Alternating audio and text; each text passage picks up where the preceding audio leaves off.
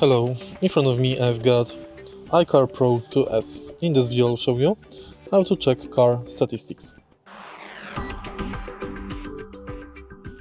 In the beginning, make sure that your OBD interface is connected to the car and go to Statistics.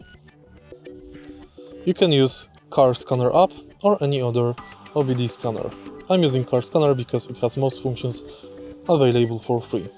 So go to Statistics and here you can check average fuel consumption, speed, machine hours, distance traveled, fuel used price, all-time custom, today, 7 days and more.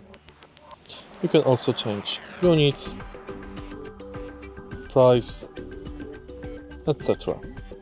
If you find this video helpful, please leave like, comment and subscribe.